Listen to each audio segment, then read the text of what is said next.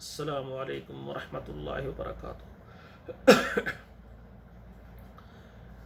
محترم ناظرین کرام، کتاب و حکمت یوٹیوب چینل پر میں آپ کے سامنے قرآن مجید کا نامہ پارہ ہے سورۃ الاعراف، اور آیت نمبر 106 سے 110 تک یہ 5 آیات پہلے میں آپ کے سامنے تلاوت کروں گا، پھر اس کا ترجمہ رکھوں گا۔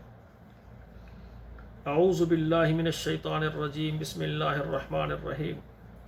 قال ان كنت جئت بآية فات بها ان كنت من الصادقين فألقى عصاه فإذا هي ثعبان مبين ونزع يده فإذا هي بيضاء للناظرين قال الملأ من قوم فرعون إن هذا لساحر عليم يريد أن يخرجكم من أرضكم فماذا تأمرون۔ اب ان کا ترجمہ سماعت فرمائیں۔ قال ان كنت جئت بآية فات بها ان كنت من الصادقين، تو وہ فرعون موسیٰ علیہ السلام سے کہنے لگا کہ تو اگر کوئی نشانی لایا ہے تو وہ لا، اگر تو سچا ہے۔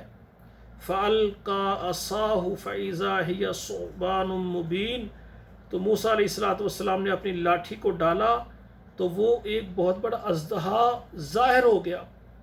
وَنَزَعَ يَدَهُ، اور اپنے ہاتھ کو گریبان میں ڈال کر بغل میں دبا کر نکالا۔ وَنَزَعَ يَدَهُ، اور اپنے ہاتھ کو نکالا۔ فَإِذَا هِيَ بَيْضَاءُ لِلنَّاظِرِينَ، تو وہ سفید دیکھنے والے کو سفید نظر آنے لگا، روشن ہو گیا۔ قَالَ الْمَلَأُ مِنْ قَوْمِ فِرْعَوْنَ إِنَّ هَذَا لَسَاحِرٌ عَلِيمٌ، اور کہا سرداروں کو من قوم فرعون، جو فرعون کے قوم سے، ان ھذا لساحر علیم، یہ تو جادوگر ہے اور جاننے والا ہے، یعنی جادو کا علم رکھنے والا یہ ہے۔ یرید ان یخرجکم، یہ ارادہ کرتا ہے کہ تم کو نکالے، من ارضکم، تمہارے ملک سے، فماذا تأمرون، تو تمہارا کیا مشورہ ہے، تمہاری اصلاح کیا ہے۔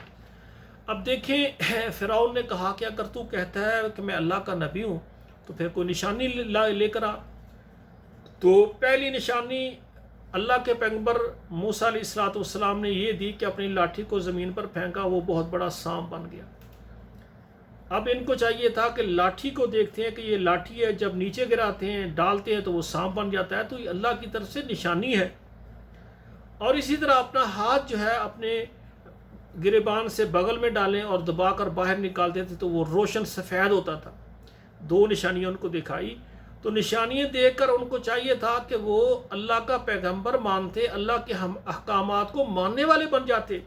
انہوں نے کہا نہیں، یہ جادوگر ہے، یہ جادو کا علم جانتا ہے، یہ جادو کی وجہ سے یہ کر رہا ہے، یہ تم کو تمہارے وطن، تمہارے ملک سے نکالنا چاہتا ہے۔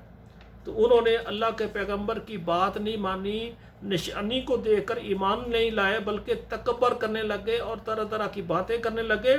پھر آگے جا کر آپ دیکھنا کہ اللہ ذوالجلال نے جب ان کو پکڑا، پھر ان کے اسباب، ان کا مال، ان کی دولت، ان کی بادشاہت اور ان کی فوجیں ان کے کام نہیں آئیں، بلکہ غرق ہو کر رہ گئیں، اور اللہ نے اپنے پیغمبر کو اور ماننے والوں کو بچا لیا۔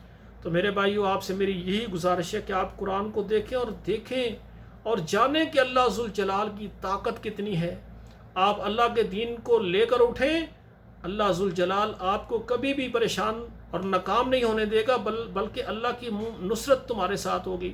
والسلام علیکم ورحمۃ اللہ وبرکاتہ۔